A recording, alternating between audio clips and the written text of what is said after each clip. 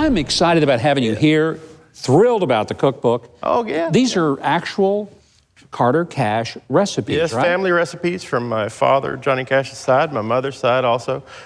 Things of my own family. I've been cooking since I could, since I could eat. Almost. Well, that's a good time. But, so we're going to make something tonight from the cookbook, one of many of the recipes that are in the family collection.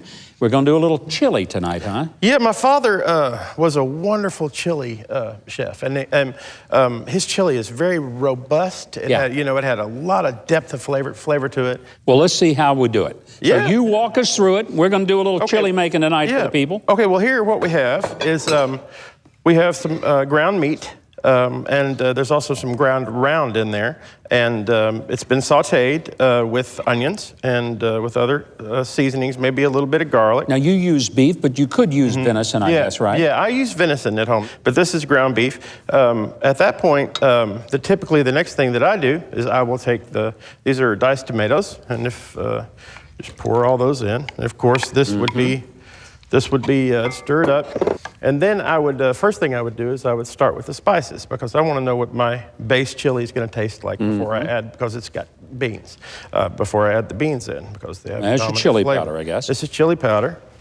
Now, one thing that I've found is important is I use the same amount of cumin as I do chili powder, pretty much. Good idea. Cumin, Good idea. and that, that's the way that my father did it. Yeah.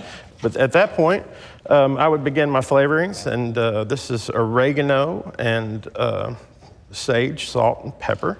And then I would take my peppers, and at this point, I would cook this down probably for about another 5 minutes, and sort of break down the water out of the peppers. All right. And then I would add the beans in.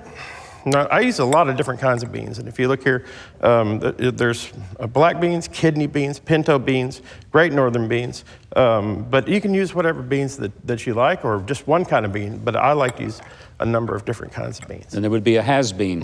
Yeah. Yeah. Or a never wash. Has beans and never washes. Is that a thing? Probably so. So at that point, you've got your base chili. My father would add some water, and he would also add a little bit of sugar. I also find that chili, a lot of the time... Now, is that brown sugar you've got? This is brown sugar. All right. Yes, sir. But a lot of chili nowadays is too sweet to me. My father would, he would take, he didn't hardly drink any alcohol, but he would take a can of beer, and he would pour it in. And as you cook it, all of the alcohol cooks out. So if anybody has any... So even Baptists can eat the chili. Yeah, Is that what you're saying? Yeah. Believe me, Baptists would take it if it didn't cook out. I know a bunch of them, and trust me.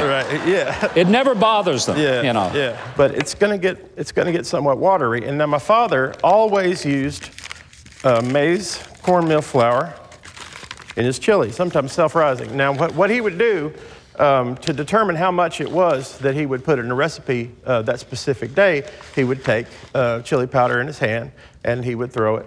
Just throw it in there. And so that's style, man. Isn't that something? Style. So I like that. When you walk through the kitchen, if there was cornmeal everywhere, my dad had been cooking. But he also used some pre-made mixes, McCormick's, and he would add a little bit of that to taste. Also, onions, raw onions, and you sort of flatten this out, and then you add, these are Fritos. Good old corn, Fritos. Oil, and that's it, salt. That's it. Okay. And then you put the cheese on top. Ah, cheese. Queso.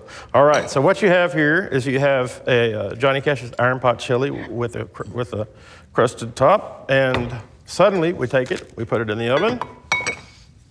For how long, John Carter? 400 degrees. That's what I wrote. And that you want to...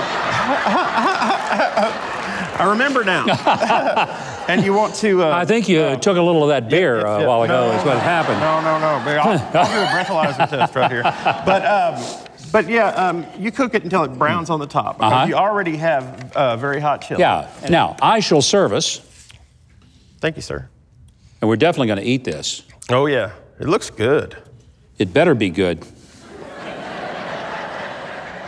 It looks fantastic. Now, we're going to eat this because there's no point in making chili if you don't eat it, right? Oh, it looks fantastic. Thank you, thank you, thank you. There's such diversity in this cookbook. It's not just Southern food. It's not just chili. My parents traveled the world. My mother, was a great fan of French cuisine and Italian cuisine, and my wife's a Cuban American, and so her mother has taught me how to make these wonderful Cuban recipes. So it's a very diverse cookbook. There's lots of different things. The one thing I'm pretty sure that Johnny Cash never did was make sushi. Tell me he didn't. He liked California rolls. Did he really? He never made it. He called that bait. I knew I loved the man. I knew I did.